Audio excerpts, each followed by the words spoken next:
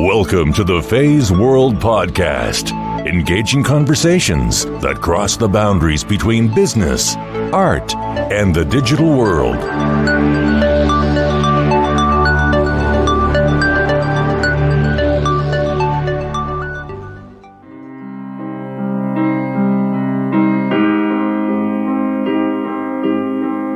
When you are an adopted kid, that's sort of in the fabric of your being. It's part of your identity and who you are.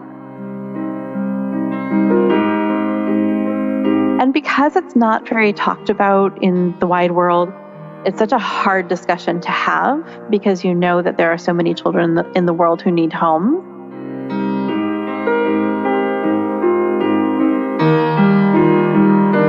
When you adopt a child from overseas, you are also committing to bringing their culture into your family.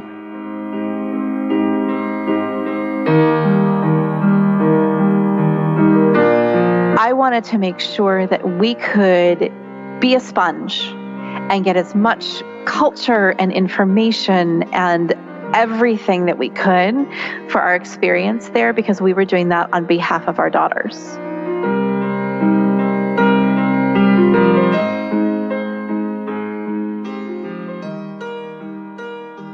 Hey everybody, this is Fei Wu, and I'm your host for the Feisworld podcast. I have a bit of a cold right now, but hopefully that's not showing through my mic so much. I'm excited to be introducing a new guest here on Feisworld. Her name is Katie Clark, aka Insights Gal on Twitter. Katie is a hybrid market research manager / social media diva / project manager based in Portland, Maine. Katie and I, believe it or not, met on Twitter when she shared details of why she enjoyed the Feisworld podcast. So I thanked her and we began exchanging tweets, direct messages, then emails. And within days, we scheduled a phone call and discovered just how much we have in common. From our connections in Boston and in Maine to social media and digital marketing, we both think that it would be amazing to share our conversation live on our podcast. Furthermore, Katie revealed that she was also adopted, as well as several other family members. That's fascinating, I thought. After discovering Katie wasn't going to have children of her own, she began pursuing adoption. With the twists and turns, Katie, the Uber project manager, tracked every lesson learned, and we're sharing that with a larger audience via my blog on feisworld.com. We're talking spreadsheets and so much more. If you're like me, imagining adoption to be fairly straightforward of a process, think again. Katie explains the trials and errors she had to experience before even finding the right agency to work with. Her 2 identical twin girls are no short of a miracle. They made a headline in the news in Beijing in 2013. 2 celebrities, by the way, were heavily involved in contributing to their medical needs. Besides motherhood, Katie is a working mom and a freelancer like me. She is a Uber-connected, intensely curious early adopter fascinated with how people and brands connect and interact digitally. Being a mom and a freelancer is plenty of work already, yet Katie finds time and energy to build a better community for women. She was recently elected president for Junior League of Portland, Maine, one of more than 290 junior leagues worldwide. Since 1922, the Junior League of Portland, Maine has identified underserved needs in the community, developed solutions, and created positive change. A number of their past programs continue to operate as self-standing entities, including the Children's Museum and Theater of Maine, the Kids First Center, and the Center for Grieving Children. Hope you enjoy this conversation between 2 women who decided to share real stories of their families, careers, and social services. We would love to hear from you, and feel free to leave a comment on the blog. Quick announcement, by the way, I produced a series of freelance live videos on our Facebook page. You can find via searching for Feisworld, Feisworld. By the time you're listening to this, the entire series of 10 videos will be concluded, in which I shared tips and tricks on freelancing, from setting yourself up for financial success to finding new clients, spotting bad ones, frequently asked questions and concerns associated with freelancing. Without further ado, please welcome Katie Clark to the Feisworld podcast.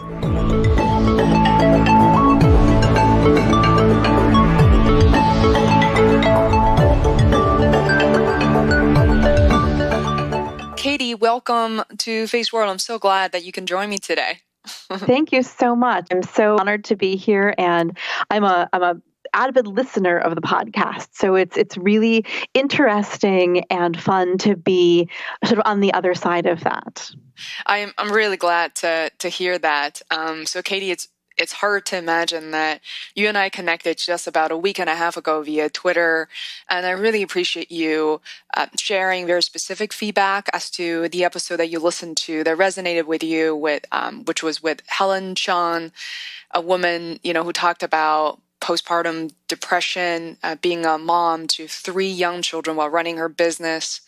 And since then, we talked on the phone less than a week ago, and I'm inviting you as perhaps the first listener to be interviewed on Feisworld. So glad you can be here. And I wonder if you could kind of introduce yourself briefly to my listeners as to who you are, where you live, and what you've been up to. Absolutely. And to speak to what you just said too, I was so drawn in by that interview with Helen.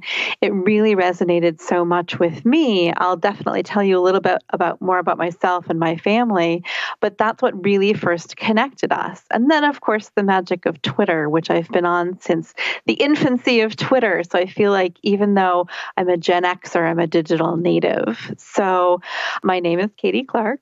I live in Portland, Maine, which is a beautiful place to live. I used to live in Boston, which I know is where you are. I am a market researcher by trade, but a historian by academic training. I have 2 kids. I'm sure we'll talk a little bit about them, but we have 2 identical twin girls, and they are 3. And I will tell you, they are going through their three-nager stage right now. I heard about it. Now I see it. When we brought the kids home, so we adopted the girls from China. And so when we brought those girls home last year, right around the same time, my job changed. I had been in a very stable corporate environment running a market research department for a while. And with that adoption came upheaval in what I did, because they, of course, needed pretty much all my attention as we brought them home. They didn't speak English. They were coming into a new family. My focus needed to shift there. But all of the while, I have been a social media, personal branding, and market research consultant. I do speeches and coaching sessions on all 3 of those things. And my big role this year is that I am the president of the Junior League of Portland up here in Maine. There's me in a nutshell. Wow. Wonderful. I think your story, in a way that perhaps among, Gen X, millennials, and there's a trend, there's a shift happening to our careers where people in their 30s and 40s raising young children are reconsidering the career path that they have chosen. And, instead of working for corporate America, kind of continue to climb that ladder, they want to define their own freedom. And you know what? Today, surprisingly, when I was on Facebook, I discovered Louisa Joe, and I realized that you also follow her page. I do, yes. Do you happen to be a client, or just kind of like me, just kind of reading upon some of her teaching and materials? Yep, so same as you, just a fan, and digesting and looking at her materials and her story. Yeah, it's really compelling. And she's only 26 years old, which I found out today, kind of blew my mind. Yeah. And this is something I definitely want to touch upon. And you had told me a story of where you used to work. Give us a sense of when was that kind of pivotal moment for you to want to switch over, spend more time with your family? Perhaps a better story would be, why did you move to Portland, Maine? Sure, of course. So Portland had been on our tourist itinerary for a while. So we had been up here a couple times as tourists, up to LL Bean and seeing the foliage in the fall. LL And it's yay, LL Bean and bean boots. So true. And now it's delightful that it's probably a 30-minute drive for me to go up to LL Bean, and they are open 24 hours a day, 365 days a year. So if you ever have a shopping need at 3 a.m, drive up to Beans, no problem. Wow, I didn't know that. Yeah, that's one of their claims to fame, and it's lovely. It's a beautiful place. So we had been visiting up here, having been based in Boston, and I had a wonderful job at a company called Communispace, and I'm happy to name them because I want to give them a shout out. They're now called C-Space, but it's the same company. And I was working with market research online communities as part of what I did at that job. My husband is a geotechnical engineer, and his company is based in the Boston area. And his company actually opened up an office up here in Portland, and it got us thinking, should we consider a move to Portland? He would come up here and help this office with a couple different things every once in a while, and they would try to lure him up here saying, if you worked up here, this would be your desk, which got him thinking a little bit more. I talked to my company, and I was going to be the first remote worker that they would have. So we had a very serious conversation about whether that would work for the company, whether that would work for me. And they were so very gracious and decided to give that a trial run. And I had wonderful clients and a wonderful team that I worked with. The team was based in Boston. My clients were all around the country. And we moved up to Portland. I will say the housing prices are cheaper in Portland. So it made that very palatable coming from the Boston area.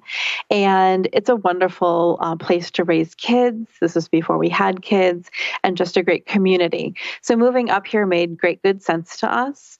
And I'm so happy to say that the company Communispace that I worked for, it was such a seamless transition. The working with my team in Boston, because of technology nowadays, it was almost like we were sitting in the same room. And my clients felt the same way. They said, gosh, we really kind of forget that you're in a different location because the teams work so well together. And of course, we worked with our clients by phone most of the time anyway. And when we needed to go visit the clients, we would just all fly to the client location together. So I left that company after a while just to seek new adventures up here in Portland. But that was the genesis of our life here. How long has that been since you left C-Space?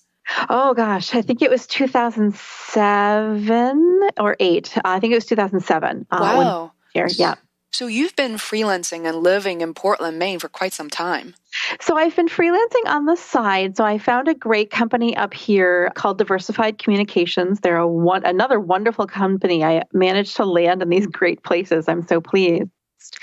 And I worked with them from 2007 until last year, working on market research and working to sort of grow and expand what that company was doing with market research. They manage large trade shows and conferences and some digital properties and some magazines, and kind of taking that into the digital age with email surveys and then expanding that past just surveys to really figure out how else can you reach your customer and get that voice of the customer to then infuse your products. It's interesting. There's that interplay between C-Space and Diversified, as you mentioned. Mm-hmm. And it feels to me, which, you're still a new friend. I don't know all the ins and outs, but it sounds to me like a lot of the skills you picked up from these previous 2 jobs have really enabled you to kind of build service offerings for what you're doing for your clients. Is that correct? Absolutely. 100% correct. Yes. Could you give us maybe just I'm so eager to talk about your twins, but business first. And I wonder, could you kind of give me a few examples of what you have done for your clients? I know you're a busy mom, by the way. You're not necessarily working 40, 60 hours a week, but, what are some of the examples of client work that you picked up? Sure. So I will say that the wonderful training that I received at both companies, both on the job and as formal training within the companies, is within the sphere of market research, really honing the best ways to listen to your customers. That, in essence, is what you do in market research. It's not, so many people say to me, oh, you're those people standing standing in the mall with a clipboard. Well, no, not really. When I talk to them about the depth and the breadth of what you can do as a researcher, they really get excited because it's all about why people do what they do. Why do you buy the brand of fabric softener that you do? Why do you buy certain things at the grocery store? Why do you listen to certain podcasts? It's all about those different things. So getting that, like really learning how to listen and really learning how to, I would say, get into people's heads, that does help too, really has informed what I have done going forward. So a couple examples are, I'm going to call it a seminar, kind of a working session for some younger workers in the Portland area. Their companies hire me to come in and speak with their either new hires or their intern classes to talk about personal branding. And that's everything from how to optimize your LinkedIn profile to really how to be a good, I'm going to say, corporate citizen in this day and age when you are a digital native. Coming from that sort of senior position of kind of here's what to do and what not to do is one of the things that I do. Another thing that I do that I really, really love to do is because I'm such a digital native and I grew up with social media on the platforms from their infancy, from when Twitter started, from when Facebook was still colleges. I say to people, for me, social media is kind of like breathing. It's very natural to me. I realize now that that's a special skill, and I can take that and work with clients who kind of are very panicky about social media and who are really not sure how to get started and ease that transition. So breaking down those walls, easing the fears. I sometimes say, we go into those sessions and one of their first questions is, what is a hashtag? It's as basic and easy as that.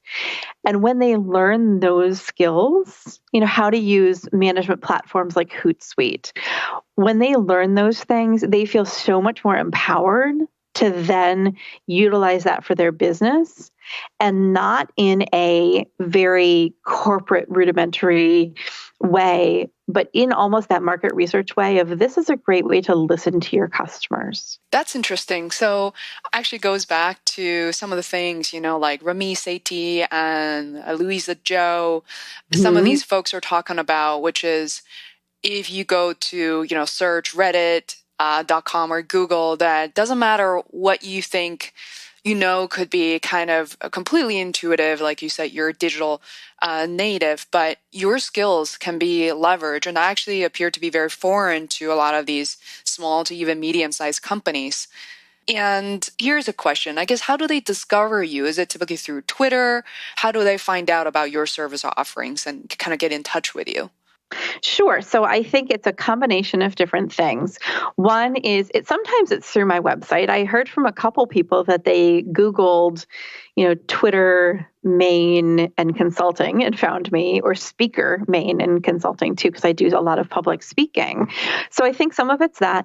Some of it is for sure word of mouth. Because once I work with one person, they, tell their friends, hooray, hooray. I will give a ton of props to Twitter because the community, I've built I'm going to say following, and I always hate to use that word because I feel like it's my community over time. And I continuously publish content that's hopefully good and people like to read. And I like to connect people with other people. And sort of within that sphere, those conversations start, where I might do a little bit of help with someone to say, oh, it's, it's easy to do that, use this platform, or sure, here's a kind of a tip and trick to do that. And then they want to know more. And then they ask more. And then they eventually say, do you do sessions on this? Can you do training? Yes. I love that. So quick shout out to insightsgal.com, which I will include in the blog post. as well. And before we move on, another question that kind of came to my mind is when you mentioned personal branding for young workers, do you recall maybe a few common mistakes that people make? Yes, and I love using this example. But it's so funny because in so many presentations that I give, especially when I was with Diversified and with C-Space, they're very client focused and very polished.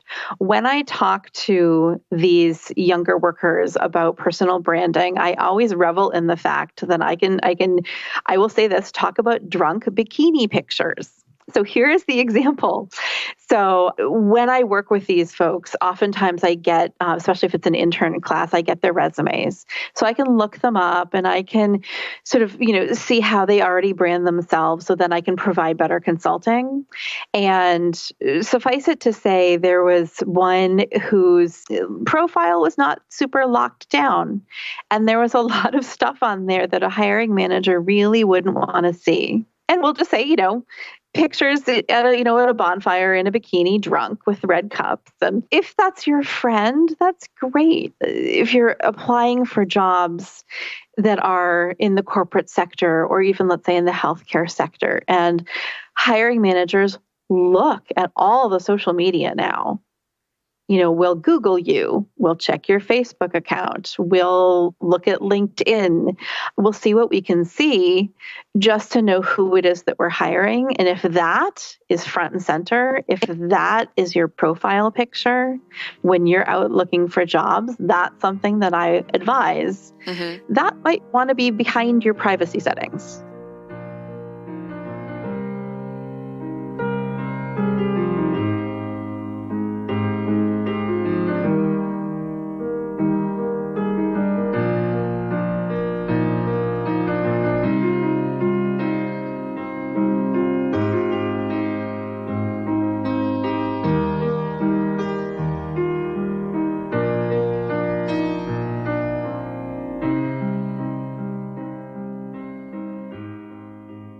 Absolutely. I feel like, as obvious as it sounds to us, I do see people, I think using profile pictures, that type of profile pictures is definitely a big no-no. But, also a little bit deeper at the album or even just regular, other levels, deeper level of your photos, I still think it could be a bad idea to use something that could offend others or kind of, have other people misinterpret of who you are, even your capability, your competency.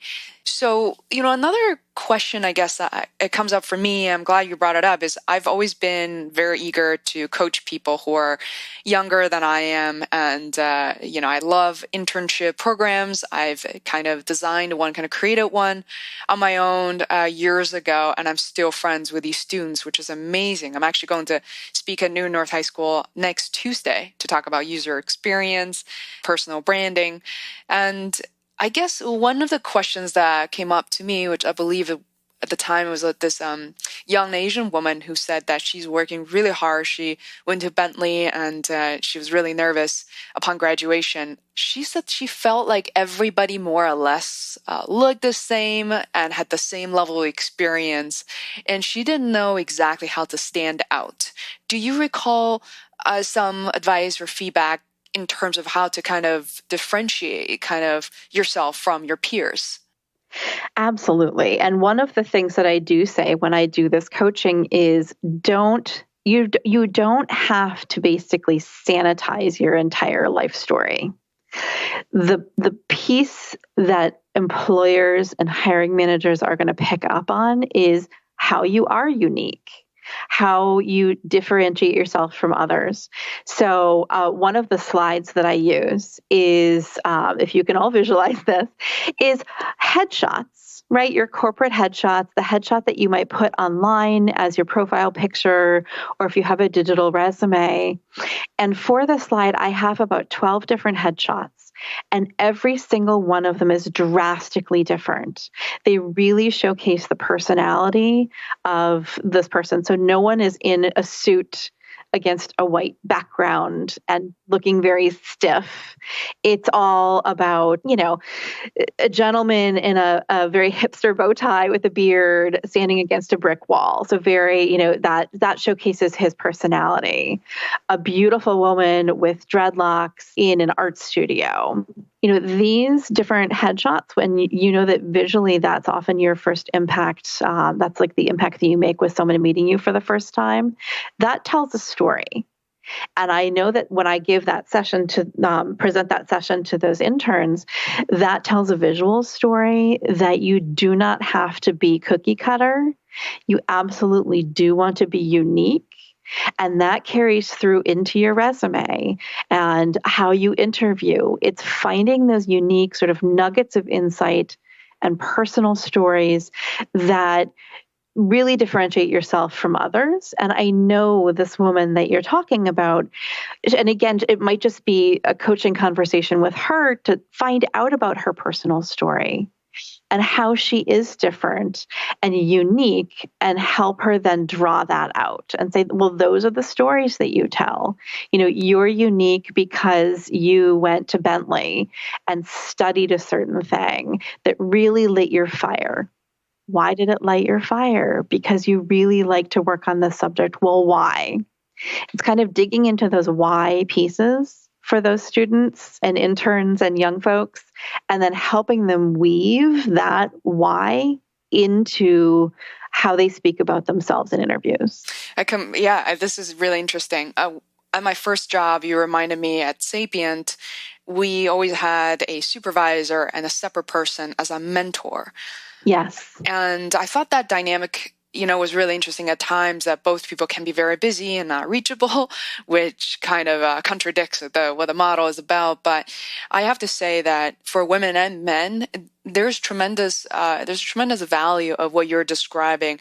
I think ideally in this case, someone who isn't necessarily a peer, but a mentor with, let's just say, a little bit more of an industry experience or just experience in general, and be able to provide that feedback to the person in need. And I think recently I had a client who was kind of questioning what his story should be, even though he is absolutely incredible, so talented.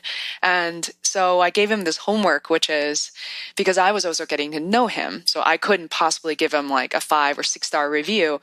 I asked him to simply get on the phone or send an email to his friends and colleagues and say, what is it about him that makes them tick and make them love him or remember him or really value him? And then he did the homework. He sent me back all these phenomenal feedback, and I was looking it through. I even created a word cloud out of it, and I was just blown away. So, and he was really surprised to find that out as well. So I think the idea of perhaps having you as a coach, for some of the folks out there could be very helpful.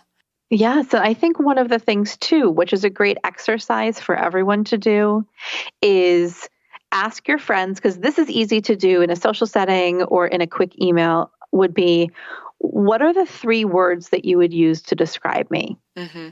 Pick 3 words. They can't be sentences, but what are those 3 words? And find out what those are, and those tend to lead to a conversation. That is actually an interview question that I use when I'm hiring people. So what are the 3 words that people often describe you, Katie? They often use curious, because I'm constantly curious about everything in the world and constantly seeking, I would say.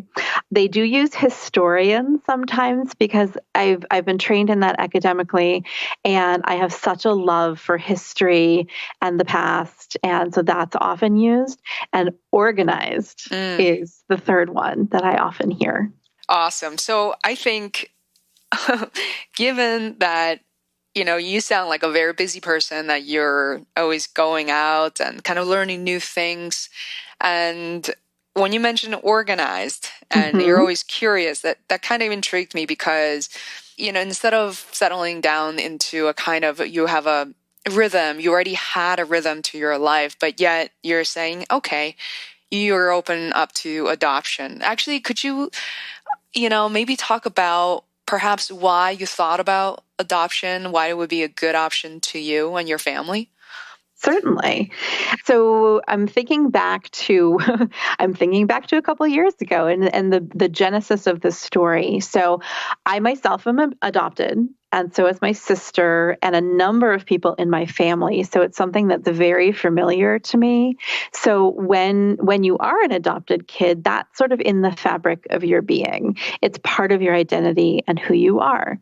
Not so for everyone who are biological children of families. That's not necessarily part of their identity unless they have a brother or a sister who has come into their family that way. So when my husband and I decided to think about having a family, like so many people, and it's so not talked about, and it should be, we had fertility issues. And it took a number of years to really figure out what was going on. And that, of course, is really hard because you've sort of made this life decision to move forward and have a family. You're at that point in your life and you get really excited about it. And then to continually have sort of the universe keep on saying, nope, stop, nope, stop again. That gets really frustrating and disheartening. And because it's not very talked about in the wide world, it's a very lonesome feeling. It's like, gosh, I feel like I'm going through this alone with my partner. And I think for men especially, they don't talk about this either. So it's a very lonely place to be. So what ended up happening after a lot of tests and a lot of different questions going on, it was finally diagnosed that I was going through menopause at like age 34, 35, which is really early. In the midst of this, and I did joke with the doctor because I was happy at that point to have an answer. So I was in a happier place because I had an answer. And I did say to her, well, that explains the hot flashes.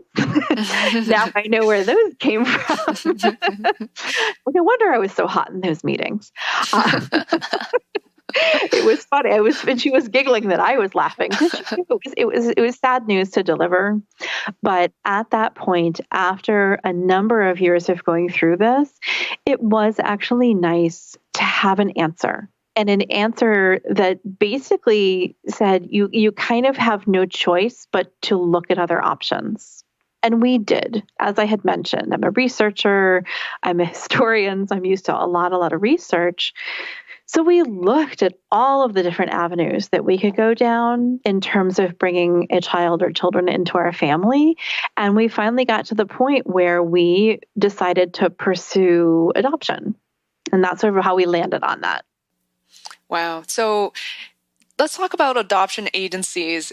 When you brought it up, it kind of piqued my interest. I was born and raised in Beijing, China. I moved here when I was 17, so I have a lot of clarity in terms of who I am, where I come from, and I'm always going to be Chinese at heart. And I knew, and I still, before talking to you, I knew very, very little, next to nothing about the adoption process, how that typically works, and what were some of the ups and downs that you had experienced? And some people may just assume you fill a piece of paper and the kid is delivered to you within 2 weeks. Does it work that way? If it worked like that, I think there would be a lot more adoptions happening. Yeah. I mean, I would love to, in a way, sort of demystify the process, because I think that people sort of look upon the process and say, oh my God, it's terrifying and that's scary, and I don't even want to go down that road. There are a lot of different ways that adoption can work. There is international adoption, which is what we pursued. And there's also domestic adoption within the U.S. There can be private adoptions facilitated by a lawyer. And I'm trying to think of the other ones. You can do domestic adoptions through an agency. There's a lot of, and of course through foster care. That was the one that I was forgetting. So there's a lot of ways in which you can adopt a child. And when you look at the international scope, there's a lot of different countries from which you can adopt a child.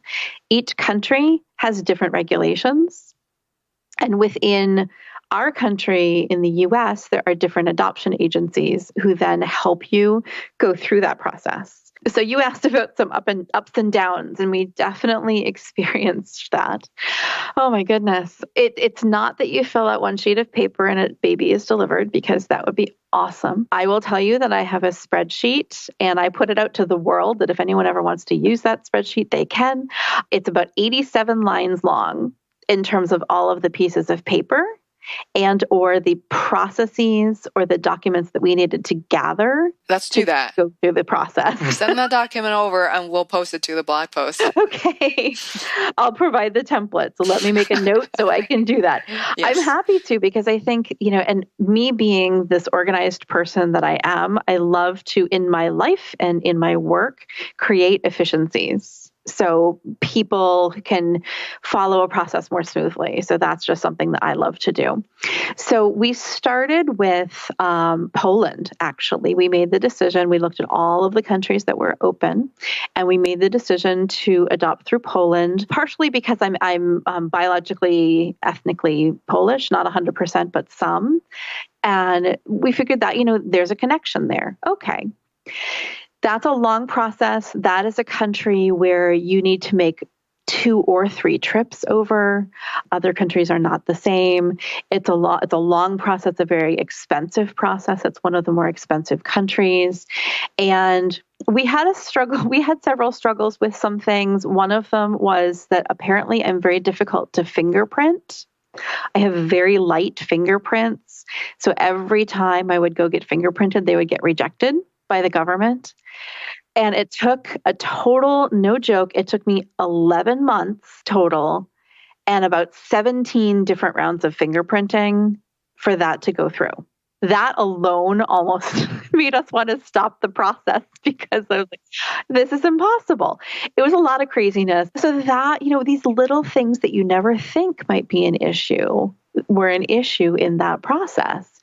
And with the Poland process, it dragged on and dragged on.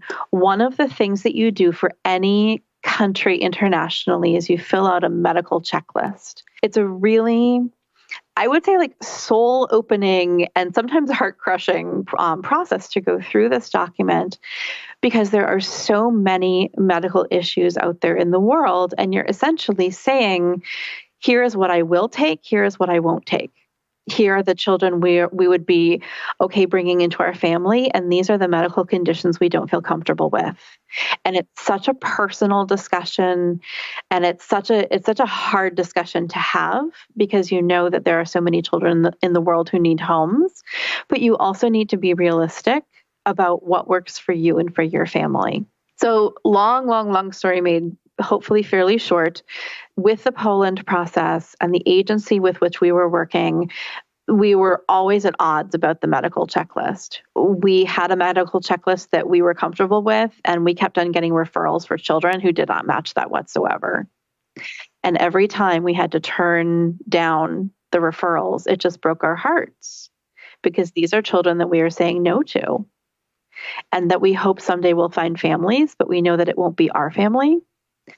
But that's so hard. So if you think about it, after infertility for years and then going through this process, it can be, you need to be emotionally strong and to have a good partner and family support and friend support to go through this. So we ended up breaking ties with that agency because we were never coming to agreement. And at that point, we really had to figure out what to do.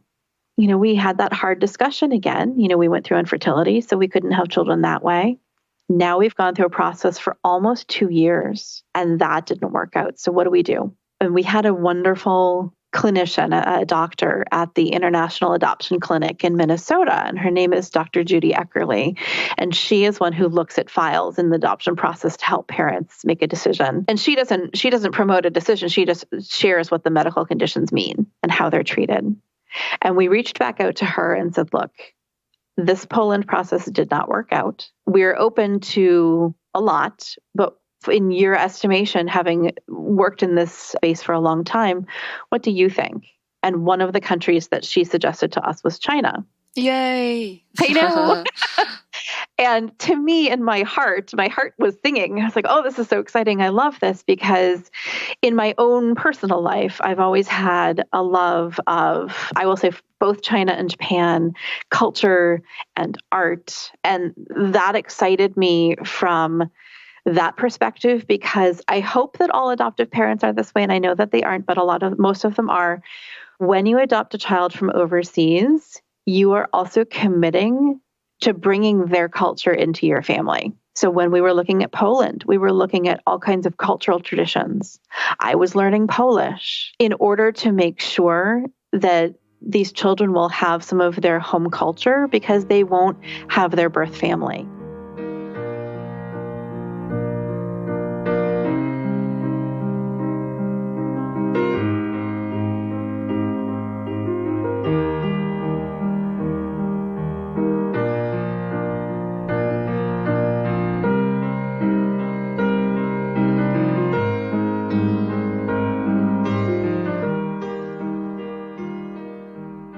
And also what I was thinking is, when I often thought about this, I've known international and also domestic adoptions. And I noticed that maybe something you could kind of mention when you adopt a Caucasian child, for instance, for your family, when you go to the playground, and so oftentimes people don't even notice, won't even ask any questions.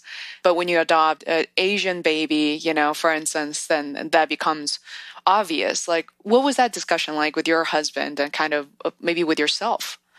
Absolutely. And it was such a good and open discussion that we had. And as we started the process, and then as we continued through the process and switching countries, was at the beginning of the process, because we were so sort of raw from the infertility journey, that a child that looked like us, that was a comforting thought.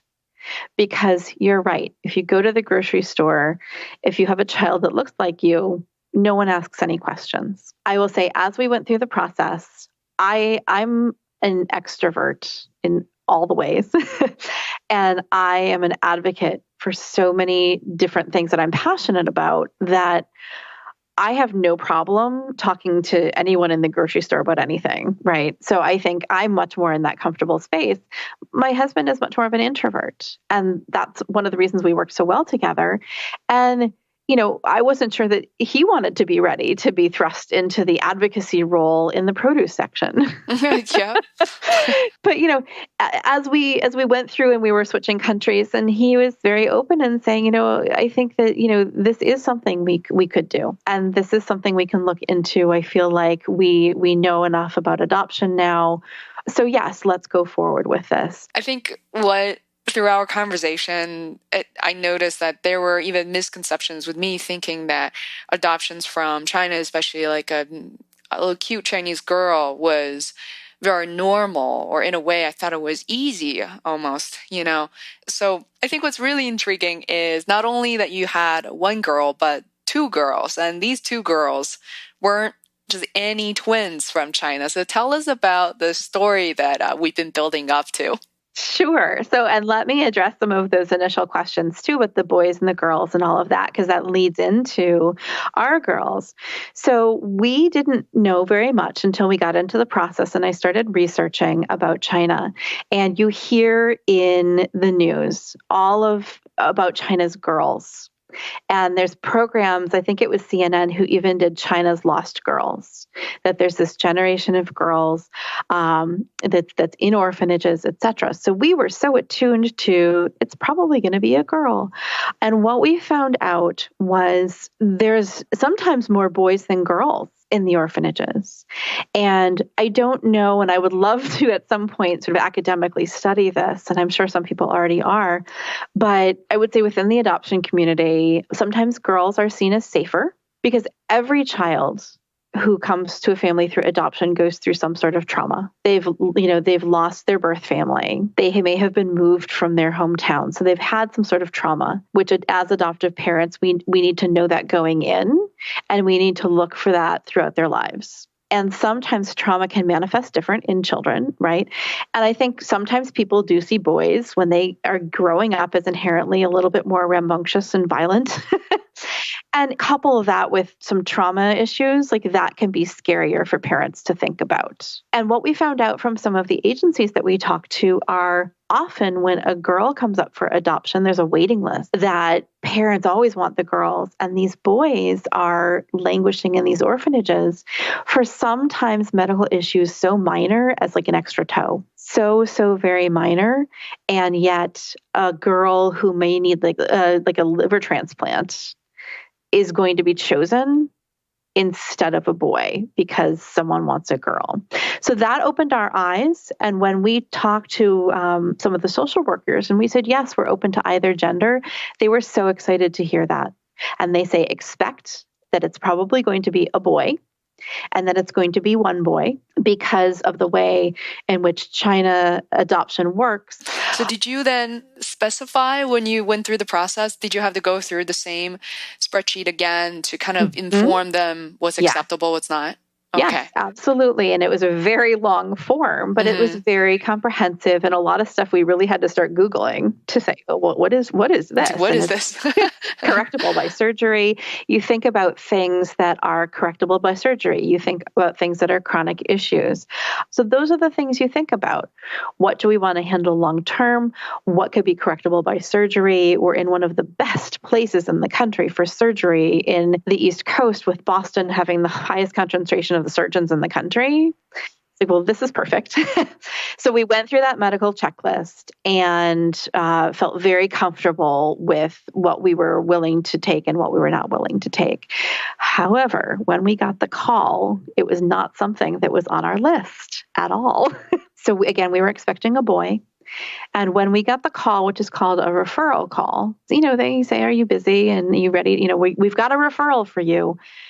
And this is the phone call that all adoptive parents are so excited about because that's what you've been waiting for. And our wonderful adoption agency, which is called CCAI, and they're out of Colorado, and said, we have a referral for you. Are you ready? They verbally tell you first. And for us, they said maybe minor scoliosis and maybe minor clubfoot. And both of those are so handleable. And they still hadn't said gender. So they said that. And they said, well, it's a girl. Wow, that's surprising. Well, there's more than one of them. The twins. I said, well, that's unusual for China. It's your lucky day, Katie. I was so surprised that it was such a minor need because we were very prepared for much more significant needs than that. And that, I said, is that all? She said, well, they used to be conjoined twins. And I said, oh, there it is. There's the medical issue. And she had said they had been separated in China and the surgery went really well. And it had been about a year prior to that. How old were the kids when they were, I guess, abandoned in this case? And then when did the surgery happen, timeline-wise? Yes, and I think I misspoke with a year prior. So let me think about the timeline. So they were born in 2013 in August, and they had the surgery July of 2014. So almost when they were just about a year old. Yes. Yeah. And we understand that is because they need time for the organs to develop. Yeah. And for enough skin to grow to cover the surgical incision. So that's something that's not on any medical checklist because it's such a rare condition.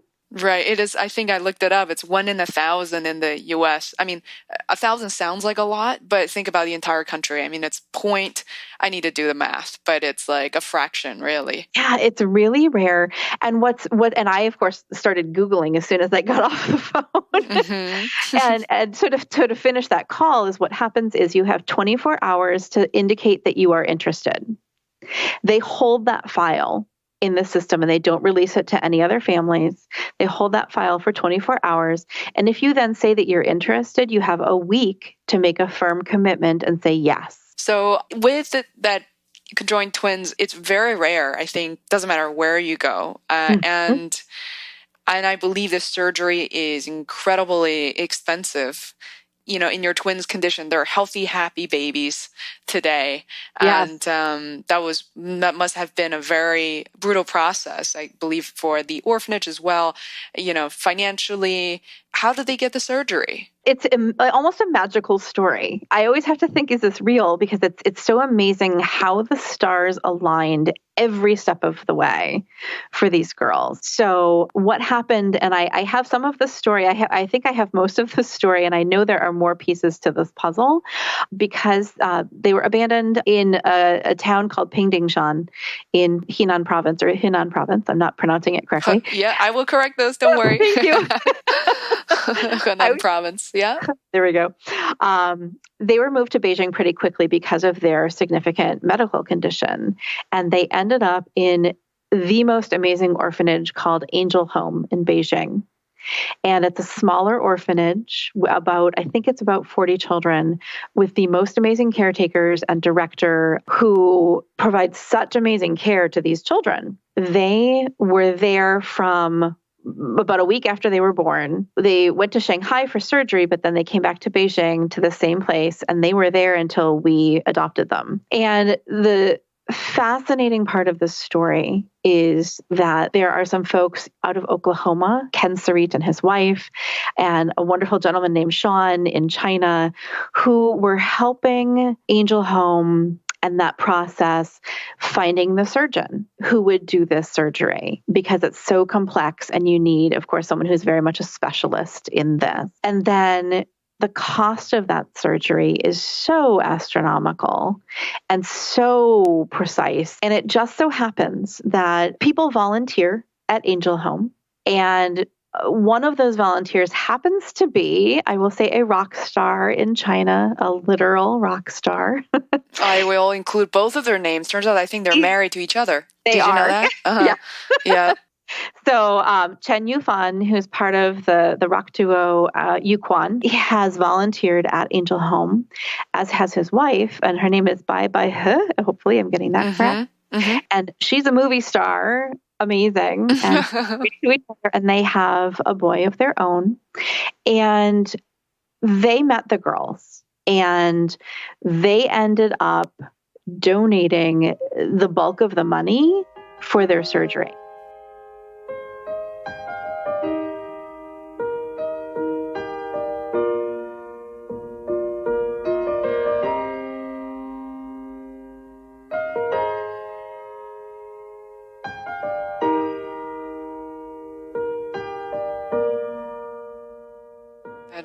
That is so good to hear, because before learning more about the story from you, I had the same feeling for celebrities in general, and I feel like many of them are irresponsible, versus the very small fraction of them who actually do care about these social services. So I'm very glad to hear that. Yeah, that's incredible. I say thanks so much for sharing some of the pictures of your twins today. And to me, it warms my heart to no end to realize just how much they are loved by the parents, and they're happy, they're healthy. And when you were bringing them, I know that you physically actually went to China to pick them up. And were you nervous kind of on the flight back? That's some brutal flights of, at least 13, 15 hours to get back here. Were you nervous? Yes. Okay, you're holding on to them and just hoping for the best. I'm sure your husband was there too to kind of help you. I will say we were nervous for the whole trip. I wanted to make sure that we could be a sponge and get as much culture and information and everything that we could for our experience there, because we were doing that on behalf of our daughters. Yeah, that's fascinating. I'm thinking that when they're old enough, and then when they're able to understand kind of this level of communication, perhaps they can come back to this podcast and kind of listen to it and realize just, a year isn't a very long time to realize that what their parents have gone through. Two more things we do want to cover. And for now, for the next 5 to 10 minutes, I think it's worth kind of just switch topic real quick, and for you to maybe briefly talk about the junior league And it's so funny. I didn't know anything about the organization for in its existence over 90 years in the US. And of course, as soon as we finished talking earlier this week, and I started talking to people, and of course, their moms, their sisters have all been involved. And so tell us a bit about your role in Portland now for the Junior League. Sure. See, we are everywhere. When you start hearing about it, we're everywhere. So yes, my role this year is as president of the Junior League of Portland, Maine. And we up here in Portland, our league is a group of about 250 women. And we have been in existence in Portland since 1922. Wow, I didn't realize that. That's a long time for Portland. And in fact, the entire Junior League movement started in 1901, so not that long before 1922. In its essence, it's a women's organization that's really focused on training and making an impact on your local community. You know, I must jump in and say there's, again, that parallel of the fact that you are raising two young girls and with their prior medical condition, that I have a feeling that just that message of empowering other women and coming together. And somehow I think there is that parallel in the role that you're leading now. Sure. And I will also say shout out to Smith College, because that's where I went to college. Smith College. Wow. Smith College. Woohoo. Amazing place. I would do it all over again. I loved it so much. And, really, learned so much there in terms of how women can come together and make a change in the world. And I see some of my, Smith sisters truly making huge changes in the world internationally. And that gives me so much hope for the future. So the Junior League is an amazing organization. I've been in the organization by 6 or 7 years. When we moved up here, it's one of the reasons I joined the Junior League is I didn't really know anyone in Portland outside of the folks that I worked with. I wanted to meet new people. But I knew that this was a way that was a very organized way in which to volunteer. And that's what really drew me in. And I've been there ever since and have held a lot of different positions within the organization, which has helped inform me and develop me as a leader as I moved into the position of president. So now as the president, and for those of my listeners who are listening, say, they're in Portland and they too want to benefit from this program, especially because I see Portland as this ever-growing city. And I have not monitored the population there, but I can imagine it kind of going up quite a bit in recent years. And I also know personally, family members and close friends who have decided to kind of move their family to Portland, potentially retire there. And for women who want to get involved, what's the best way to kind of reach out to the Junior League or maybe how to identify themselves as potential candidates for your organization? Absolutely. So we have a website and it's JLP for Junior League Portland. So jlpmaine.org. And also if you just Google Junior League Portland Maine, you will find us. And we have a comprehensive website that really shares what we do in the community currently, what our history is, and then how to get involved. Become a member. I'm right here looking at it. This is great. And to wrap up our podcast, and Katie, what I want to also talk about is perhaps some of your feedback and for listening to Feisworld, what are some of the episodes that you enjoyed and why? I would appreciate that. Oh, good question. I love it. As you had mentioned, Helen Chung was amazing. I think that was the first podcast that I listened to, and I clicked on that because of the description about balancing motherhood and business. And with all of these transitions that are happening in my life, going from not a mom to a mom, going from corporate world to freelance and all of that, I sort of didn't want to lose that part of my identity that was a business person. And her podcast really spoke about that like it's okay to still want that in your life. But it's okay to also know that it's hard. It's hard to balance all those things or integrate those things.